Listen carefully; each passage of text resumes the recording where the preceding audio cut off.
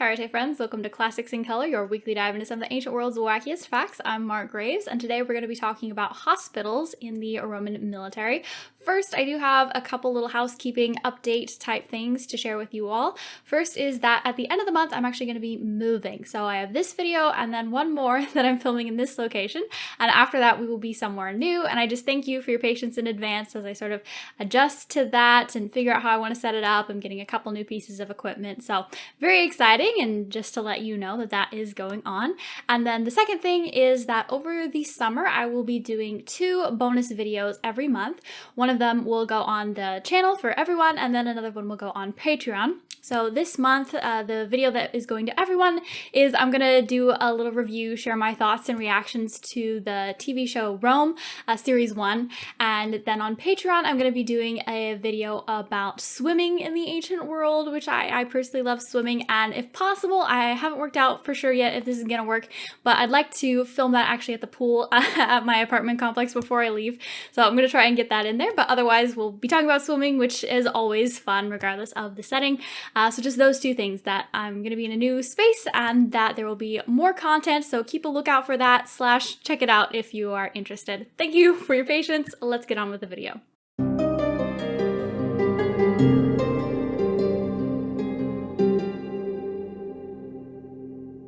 So just recently and kind of randomly, I ran across this chapter, but it's very interesting and I'm excited to share it with you today. It comes from a book entitled Mending Bodies, Saving Souls, A History of Hospitals by Genter Riese. I think is how you say that name. I apologize. But it's a very interesting book, and there's a whole chapter that focuses in on Roman hospitals, mostly Roman military hospitals. So that's what we're going to be talking about today. And first, I have to start off with a little cultural background. What is going on in Imperial Rome in people's minds? So in a modern mind, we have this idea that helping the poor is inherently good of itself. And if you help the poor, then you are a good person. And if you don't help the poor, then you may very well be a bad person. But in ancient Roman Greece, they didn't have this mindset or this feeling.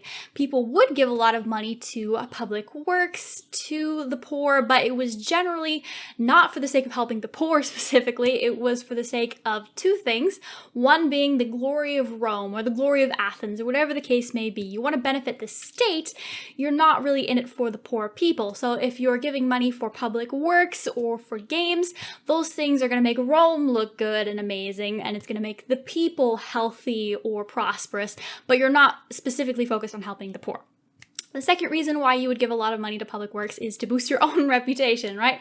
If your name is all over the latest gladiatorial games, people are going to recognize your name.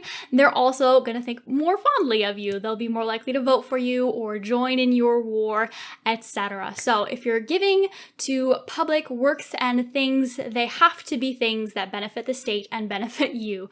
None of the public works going on are specifically targeted at poor people. So that's why we don't see public healthcare or public hospitals for just anyone, but we do see them for soldiers, because if you want people to join the military, you want to incentivize them to let them know that you're going to take care of them, and soldiers are also valuable, so you don't want to just throw them away. You want to rehabilitate them so that they can keep fighting for you. So that's why we see medicine for soldiers when we don't see it for the population at large.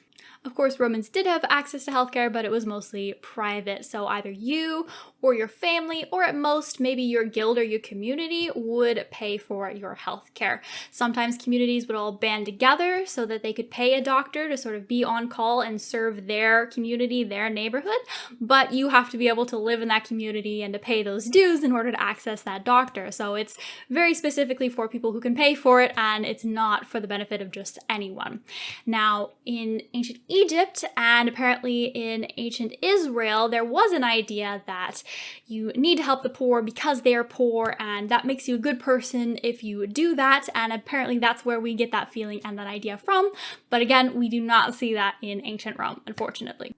So most Roman soldiers throughout time knew a little bit of basic first aid. They could slap a bandage on you on the battlefield and then carry you back to camp. Once at camp, different generals would handle things differently throughout the Republican period. So sometimes they would have a little tent set up where they would have a surgeon on payroll that could perform surgeries for you as you're coming back from the battlefield.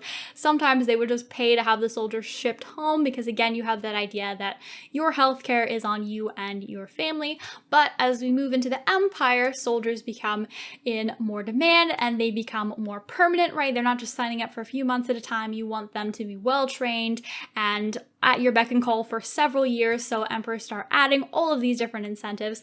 So for example, they'll pay for your funeral, they will give you a signing bonus, they will sometimes give you training in different trades. So you come out not just a soldier, but having learned something else as well. They standardize the pay. So it's not just sort of pay when the general can. They guarantee you're at least going to get this amount every year. Contracts don't exceed 20 years, and you also get a good reputation. So before this, soldiers are definitely sort of considered scary, barbaric people. They're chaotic, they're dangerous, but emperors try to boost the reputation of the military as not chaos causers, but chaos destroyers, that they are coming to bring peace and order. They're not coming to rape and pillage everyone. So it can be a good boost for your reputation if you're sort of low status. There were some cons, of course. You were forbidden from marrying, and you couldn't buy land where you were posted, and there were steep deductions apparently from your pay for your supplies. So they don't just hand you shoes, they hand you shoes and then they take some of your pay away. So all of that to me sounds eerily similar to modern recruitment commercials today. Not that I'm involved at all in the military, I wouldn't really know, but it just sounds very familiar. Another incentive that generals and emperors could offer was healthcare for their soldiers. So if you get stabbed on the battlefield, you're not necessarily automatically dead, which is nice. So they nearly always had that tent set up at the back of the battlefield that you could come back to and get patched up if possible. But in Northern Europe, apparently this went a step further. So the encampments became a little more permanent because it was a permanent border, so you weren't moving and camping different places every night. It was pretty solid that this is where the border was. And secondly, Europe is a pretty cold place, especially compared to Italy or Egypt or the Middle East. So they started to build permanent forts that could stay warmer. And because they were permanent, archaeologists can now go back and see, oh, they had specific places dedicated to healthcare, which is really cool. And these were apparently called valetudinaria. So like a health place or a health room or a health little mini complex inside of the larger fort complex, which is really cool and we can learn a lot from. And this again was an incentive to the soldier, but it was also a benefit to the general because, as everywhere in the ancient world, disease was one of the biggest causes of death in ancient war, not injury. Some estimates put it as high as 20%. Of course, that would have varied, but if you're losing a lot of soldiers to disease, you want to reduce that number, and these hospitals probably would have helped with that at least a little bit. So the layout of these hospitals is very interesting. It seems to be very well thought out. So they have health in mind when they're building these. So they generally build them away from swamps because the ancient people think that swamps have bad air, which isn't really true, but they do have mosquitoes. So if you're around a swamp too much, you're probably going to get malaria. So you want to stay away from that, which they do. And they try to position it so it's going to get lots of natural light, maybe a good breeze to increase circulation, that sort of thing. So they're clearly thinking with health in mind. They're not just slapping together some shack. It's also usually positioned a little bit off of the main fort or the main camp, so it's probably a little bit quieter, a little more secluded, which is good for healing. They have all kinds of interesting features, so of course it varies. We have many examples of these all over Europe, but many of them do have fireplaces, often more fireplaces than you would need for just heating or cooking. So people tend to think that these were for heating cauterizing irons, which is a bit brutal, but I suppose necessary in some cases. They would have operation theaters. A couple of them have been found where you could watch other people being operated on, which is a little intense. There would be baths, isolation wards, which is interesting. At least we think that's what that is, of course. Morgues, which is sad but probably very needed in a hospital. And also shrine rooms, so little rooms with a shrine where you could go and pray to the gods and seek healing while you're recovering. And then, of course, dormitories for both the ill and for the people working there. So there's all kinds of details. These were very large, had storerooms for everything that they would need, and just really cool overall. And there were many people who were dedicated to working specifically in these hospitals. So a couple examples are the kapsarii, which means dressers, like bandage dresser, and these seem to be sort of like nurses or doctors in training. Then there were the medici, or a medicus, which is doctor.